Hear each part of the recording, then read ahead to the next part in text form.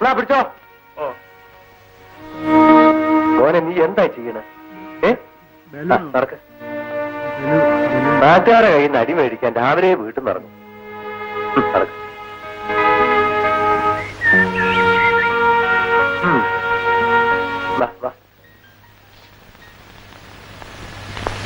May I come in? Yes, come in. Yes. ഒന്ന് തലയുയർത്തി നോക്കൂ സാറേ.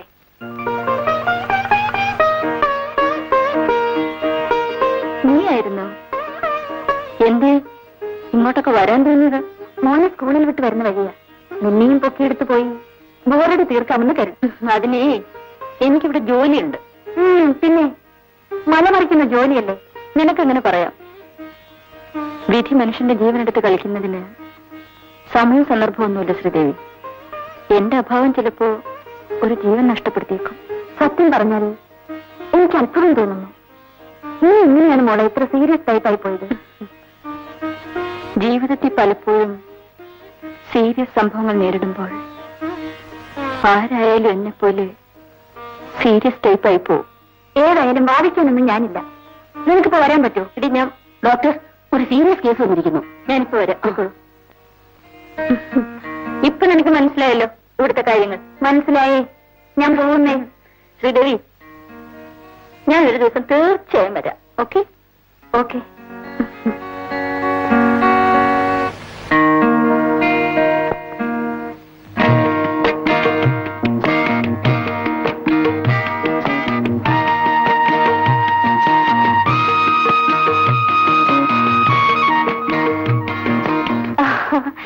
നോക്കൂ മകനേട്ടാ, അവൻ ഓടിച്ചാടി പോകുന്നത്.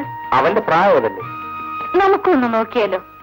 വേണ്ട, മനസ്സിലാവുള്ളൂ. കാരണം കല്യാണം കഴിഞ്ഞിട്ട് ഇപ്പൊ 10 വർഷം കഴിഞ്ഞു. ഇപ്പോഴേ ഓർത്തത്. അടുത്ത ആഴ്ചയല്ലേ നമ്മുടെ വെഡിങ് ആനിവേഴ്സറി? അപ്പൊ ഓർമ്മയുണ്ടല്ലോ. നമുക്കത് ഗ്രാൻഡായി തന്നെ നടത്തണം. പ്രത്യേകിച്ച് ഇത്തവണ ഹേമ കൂടി ഉണ്ടല്ലോ. ആഘോഷങ്ങളൊക്കെ നമുക്കുള്ളിൽ തന്നെ ഒതുക്കുന്നതല്ലേ നല്ലത്? അതൊന്നുമല്ല, എല്ലാവരെയും ക്ഷണിക്കണം. എല്ലാം നിന്റെ ഇഷ്ടം. പെട്ടെന്നായതുകൊണ്ട് കല്യാണത്തിന് പോലും ഹേമയെ വിളിക്കാൻ പറ്റിയില്ല. മറ്റാരെ വിളിച്ചില്ലെങ്കിലും അവളെ വിളിക്കണം. ശരി. അപ്പൊ എന്നാ നമുക്ക് അവളുടെ വീട്ടിൽ പോകേണ്ടത്? നീ തന്നെ പോയാ മതി. എനിക്ക് നിറയെ ജോലികളുണ്ട്. ഒന്നും ഒഴിവാക്കാനും പറ്റില്ല. എന്ത് പറഞ്ഞാലും ഈ എക്സ്ക്യൂസ് പറയുമെന്ന് എനിക്കറിയാം. ഹേമയെ ഞാൻ തന്നെ പോയി ക്ഷണിച്ചോളാം. സൗകര്യം കിട്ടിയാൽ വരാമെന്നല്ലാതെ ഞാൻ എങ്ങനെ ഉറപ്പ് പറയാന്? എന്ത് പറഞ്ഞാലും ഇത്തവണ ഒഴിയാൻ പറ്റില്ല. എടി പെണ്ണേ, പണ്ടത്തെ കഥകളൊക്കെ ഓർക്കാൻ ഇപ്പോൾ നീ മാത്രമേ ഉള്ളൂ. കോളേജ് വിട്ടതിന് ശേഷം മറ്റാരെയും ഞാൻ കണ്ടിട്ടില്ല. നീ ആരെങ്കിലും കണ്ടിട്ടുണ്ടോ? ഞാൻ ഒരാളെ കണ്ടിരുന്നു Sridevi. Ravi. Is it? Party ഇപ്പോൾ എവിടെയാ? കൃഷ്ണമോ? Oh god. മരിച്ചതിന് ശേഷമാണ് ഞാനും കണ്ടത്. It was an accident. So sad. വിശ്വസിക്കാനേ പറ്റുന്നില്ല. വിശ്വസിക്കാൻ പറ്റാത്തതാണ് ജീവിതത്തിൽ പലപ്പോഴും സംഭവിക്കാറ്. നിനക്ക് നേരമായല്ലേ മോനെ?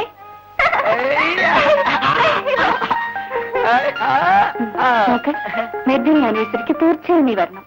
ഓക്കെ? ഡോക്ടർ ഷേഖർ, ഇന്റൻസീവ്ക്കാരെ ഒന്നിലേക്ക് മാറ്റിയേക്കും. ഓപ്പറേഷന്റെ കാര്യം നാളെ തീരുമാനിക്കാം. Sister, check up the baby.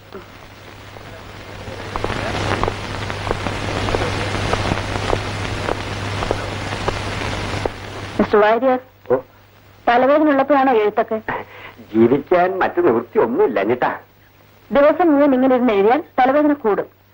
4-5 കാശുണ്ടാക്കാൻ ഇതല്ലാതെ മറ്റൊരു മാർഗവും ഞാൻ കാണുന്നില്ല. പുതിയ ആൾക്കാർക്കൊന്നും എന്റെ കഥ വേണ്ട. പഴയ ആൾക്കാരൊക്കെ ഇപ്പോഴും സഹായിക്കുന്നുണ്ട്. ഇതിന് എന്ത് വരുമാനം ഉണ്ടാക്കാനാ? അത്യാവശ്യ കാര്യങ്ങളൊക്കെ നടക്കുന്നേ ഉള്ളൂ. പക്ഷെ കാശ് സമ്പാദിക്കാൻ ഞാൻ വേറൊരു വഴി കണ്ടുവച്ചിട്ടുണ്ട്.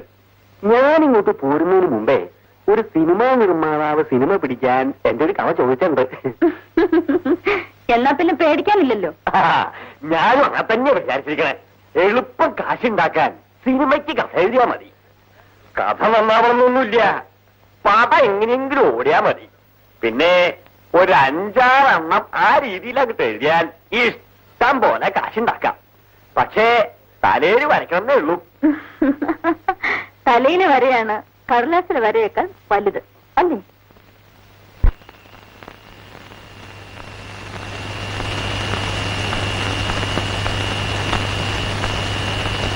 എന്താ മിസ്റ്റർ വാര്യ പുറത്തിരിക്കുന്നത്? ഒന്നുമില്ല. തലവേദന എങ്ങനെയുണ്ട്? ഉണ്ടോന്ന് ചോദിച്ചാൽ ഉണ്ട്, ഈ പില്ലേന്ന് ചോദിച്ചാൽ ഇല്ലേനും. പക്ഷേ ഇപ്പോഴുള്ള തലവേദന സാധാരണ വരാറുള്ള തലവേദന അല്ലാതെ മാത്രം. അതെന്താ? ഇത് വായിച്ചപ്പോ മുതൽ തുടങ്ങിയതാ ഒരു സംശയം. അക്ഷരത്തിലാണോ അതോ അക്കത്തിലാണോ കൂടുതൽ അർത്ഥം? കാരണം വീട്ടിൽ നിന്ന് വന്ന എഴുത്താണ്. അക്ഷരത്തിൽ എഴുതിയിട്ടുള്ളത് മുഴുവൻ അക്കത്തിന്റെ കണക്കാ. കാശിന്റെ വീട്ടിൽ ആരൊക്കെ ഉണ്ട്? ഭാര്യയുണ്ട്, തളർവാദം പിടിച്ച് കിടക്കുക.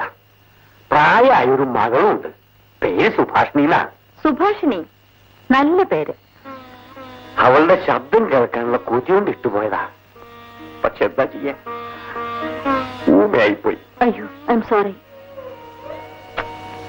എന്നാലും ദൈവത്തിന് കുറ്റം പറയാൻ പറ്റില്ലാത്തോ.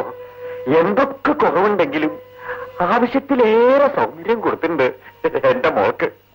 മകൾ വീട്ടിൽ തന്നെ ഇരിപ്പാണോ? അല്ല, അമ്പലത്തിന് മാല കോർക്കുന്നുണ്ട്. പതിവുകളോട് കിട്ടുന്നു കൂട്ടിക്കോളൂ. എനിക്ക് ഒരേ ഒരു പ്രാർത്ഥനയുള്ളൂ, എന്റെ മോളുടെ കല്യാണം ഒന്ന് നടന്നു കാണണമെന്ന്. എന്റെ സ്ഥിതിയാണെങ്കിൽ ഇങ്ങനെയായിപ്പോയി. ഒരു ഉമ്മപ്പെണ്ണിനെ കെട്ടാൻ ആരാ വരിക അല്ലേ? സമാധാനമായിരിക്കും. ദൈവം എന്തെങ്കിലും ഒരു വഴി കാണിച്ചു തരാതിരിക്കില്ല. പോയി കിടക്കും മിസ്റ്റർ വാര്യർ, പ്ലീസ്.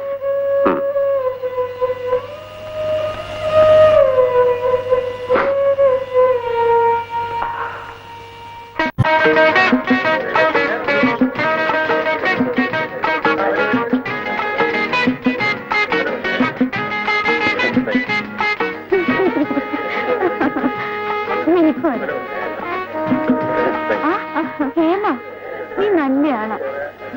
നീ എന്താ എത്ര വൈകിയത്? സുരേഷ് നല്ല സുഖമില്ലായിരുന്നു. എന്ത് പറ്റി? ഒരു ചെറിയ പനി. ഓ, അവനൊരു കൊച്ചു കുട്ടിയെപ്പോലാണെന്ന് നിനക്കറിഞ്ഞൂടെ? മോഹനേട്ടാ, മോഹനേട്ടാ.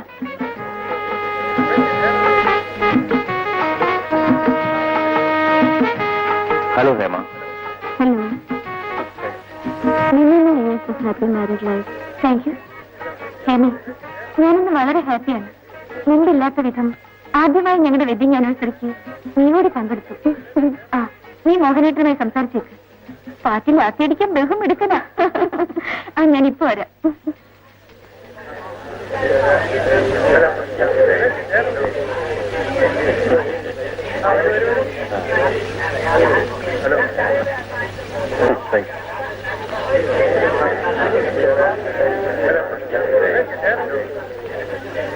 സുഖം തന്നെ.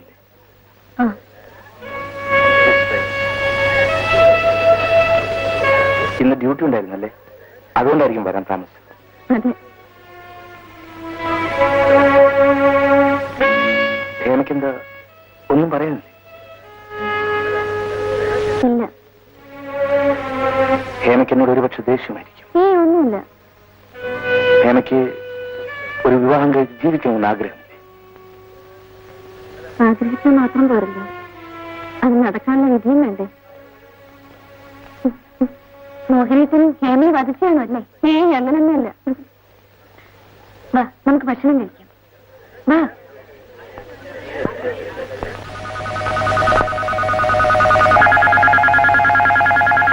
ഈ ഗിഫ്റ്റ്സ് ഒക്കെ എന്താണെന്നൊന്ന് നോക്കിയത് പോലും ഇല്ല. ഓ, ഇനിയിപ്പോ അതിനാ സമയം. നീ അതൊക്കെ മാറ്റി വെച്ചിട്ട് കിടന്ന് ഉറങ്ങണോ? എന്നാലും ആ ഹേമ കൊണ്ടുവന്ന എന്താണെന്നൊന്ന് അറിയണം.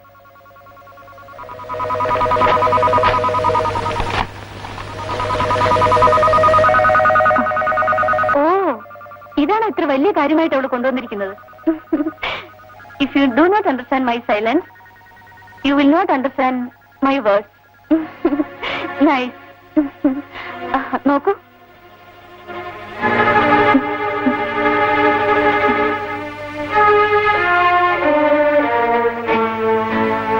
എന്റെ നിശബ്ദത നിനക്ക് മനസ്സിലാക്കാൻ സാധിക്കുന്നില്ലെങ്കിൽ എന്റെ വാക്കുകളും നിനക്ക് മനസ്സിലാവും.